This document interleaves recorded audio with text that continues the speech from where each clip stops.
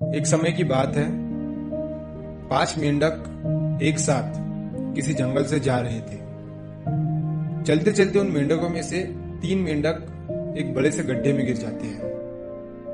5 में से 3 मेंढक गड्ढे में गिर गए तो ऊपर 2 बचे।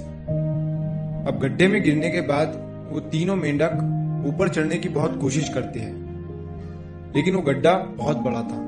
उस गड्ढे से बाहर निकलना इतना आसान नहीं था। अब गड्ढे के ऊपर जो 2 मेंढक बचे हुए थे, वो गड्ढे के अंदर देखकर उन तीनों मेंढकों से कहते हैं कि अब तुम तीनों इस गड्ढे से कभी बाहर नहीं निकल सकते हो। ये बहुत बड़ा गड्ढा है, तो तुम्हारा कोशिश करना व्यर्थ है। ये सुनने के बाद उन तीनों मेंढकों में से एक मेंढक को लगता है कि ये सही बोल रहे हैं। ये गड्ढा बहुत बड़ा है और अब हम इसमें से कभी नहीं निकल सकते हैं। तो वो मेंढक थोड़ी कोशिश करने के बाद हार मान लेता है और उसी गड्ढे में एक जगह आराम से जाकर बैठ जाता है। अब बाकी जो 2 मेंढक थे वो अभी भी ऊपर चढ़ने की कोशिश कर रहे थे।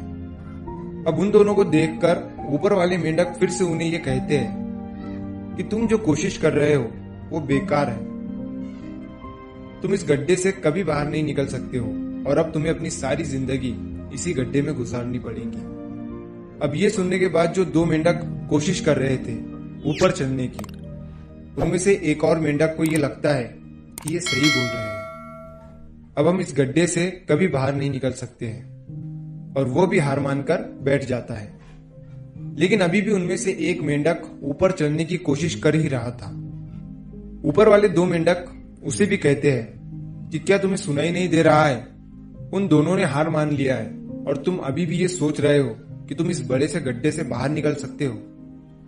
वो ऊपर वाले दोनों मेंढक उसे बोलते रहे, लेकिन उनकी बातों का उस मेंढक पर कोई असर नहीं हुआ और वो मेंढक कोशिश करता रहा और कोशिश करते करते वो उस गड्ढे से बाहर निकल गया। अब उसे वो सारे मेंढक देख रहे थे कि ये बाहर कैसे निकल गया। मैं आपको बताता हूं कि वो मेंढक बाहर कैसे निकला। वो मेंढक इस बड़े गड्ढे से इसीलिए बाहर निकला क्योंकि वो मेंढक बहरा था, उसे कुछ सुनाई नहीं देता था।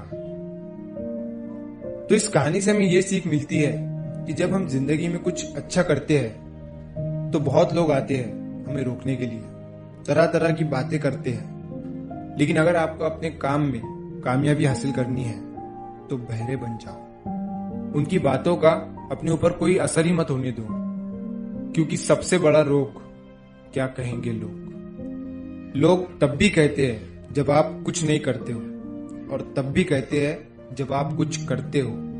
तो चाहे आप कुछ करो या ना करो, लोगों का काम है कहना और वो तो कहेंगे ही।